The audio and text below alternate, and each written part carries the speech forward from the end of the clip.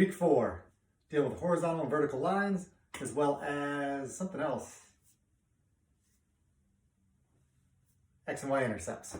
They are related. You'll see why soon.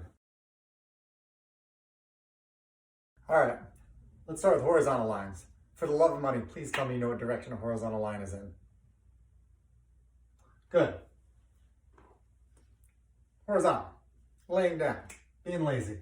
Horizontal, I'm going to draw one randomly on this graph.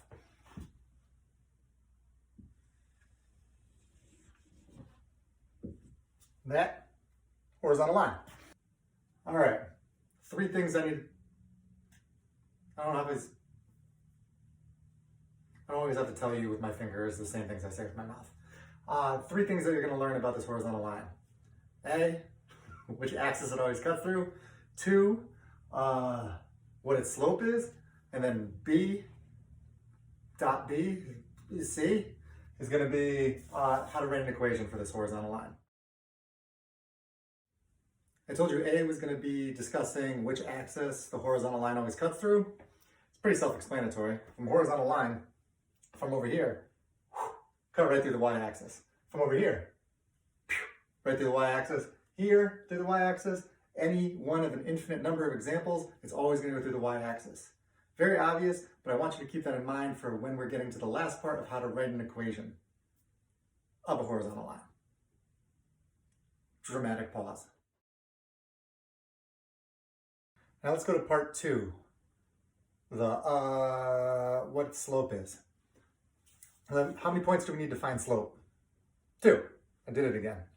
Let me take 2 points. I'm going to start with the y-intercept, because that's always needed to write the equation. And then any other point on the line, because slope's a constant rate of change. It doesn't matter what 2 points you choose, you'll get the same answer. So I'm going to choose, I don't know, we'll call this 3. So this is the point 0, 3. This is the point 3, 3. Now I know you all remember the slope formula. M equals y2 minus y1 over x2 minus x1. We'll call this x1, y1, x2, y2. So 3 minus 3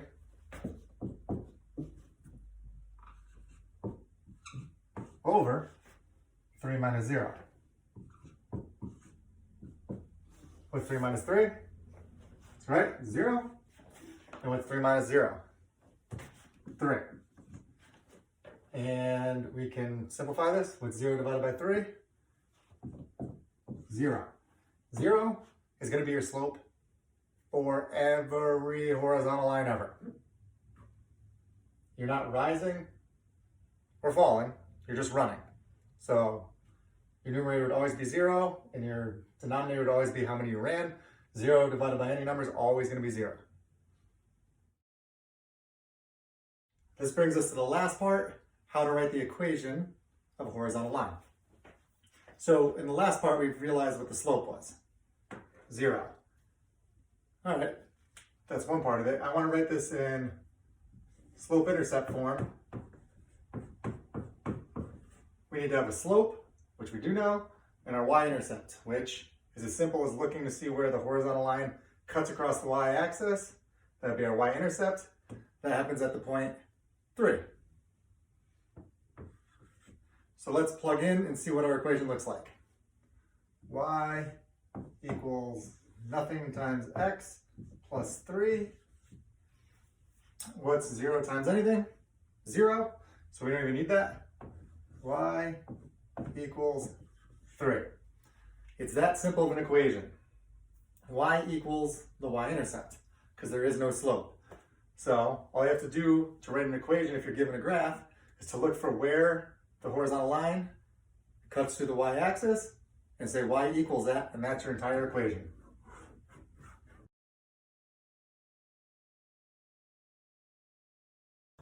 All right, let's whip through the vertical line, because I talked about all the stuff at horizontal line, and it really is very similar, so you'll be able to pick it up quickly. If you understood the horizontal facts, you'll understand the vertical facts. So, which axis does a vertical line intersect? Let's draw one and see. Vertical is an up and down line, and it's parallel to the y-axis. What's it going to cut through? No matter where it is, it's always going to cut through the x-axis. So, x-axis. Always intersects the x-axis. Now, what's its slope? Horizontal with 0. Vertical, it's going to fail the vertical line test, which makes it undefined. Its slope is undefined.